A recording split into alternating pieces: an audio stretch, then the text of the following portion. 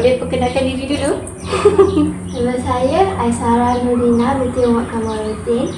Saya tahun 6.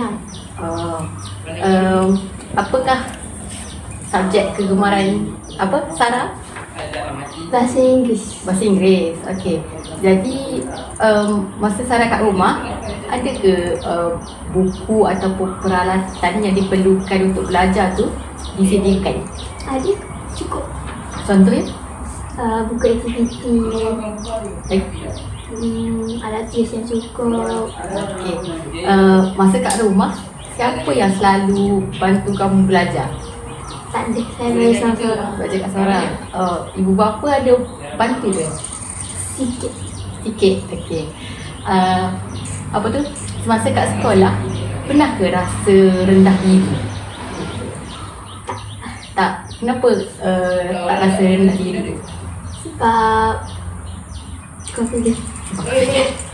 Okey. Apa tu? Seterusnya masa kat sekolah kan ada peraturan yang ditetapkan dekat sekolah. Sarah ikut ke peraturan tu? Ikut. Apa peraturan yang Sarah ikut? Pakai baju yang kena pakai waktu hari yang tertentu. Petang awal, masuk kelas awal, jangan ponting kelas, tak ponting kuku.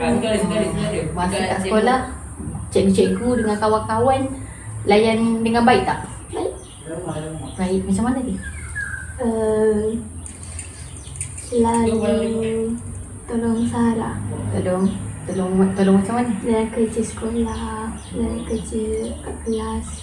Okay. Kalau dekat aktiviti dekat sekolah, Sarah suka aktiviti apa yang paling suka? Perkhemahan sekolah. Perkhemahan. Apa yang Sarah buat masa berkhemah tu? Tolong cikgu masak ke. Okey. Dekat sekolah, Sarah ada ke yang kawan-kawan selain daripada kaum Melayu? Tak ada. Semua Melayu lah? Ha. Okey. Masa kat sekolah, apa yang Sarah belajar tentang bekerjasama dan menghormati? Waktu kemas kelas, Sarah selalu tolong kawan Sarah pegang penyapu ke, pegang penyadap dia, tolong dalam kelas. Kalau buat kerja sekolah, macam mana? Kalau ada orang tolong lah. Oh, okey. Kalau cikgu bagi kerja berkumpulan, contohnya kena buat pembentangan ke, buat aktiviti berkumpulan, macam mana Sarah rasa dengan kerja berkumpulan berbanding dengan kerja sekolah yang cikgu suruh buat sendiri-sendiri? Kerja kumpulan lagi best. Kenapa best kerja kumpulan? Sebab boleh buat dengan kawan-kawan. Oh, Tak buat seorang-seorang. maksudnya boleh saling bekerjasama lah buat tu. Tak payahlah terbeban sendiri. Ya.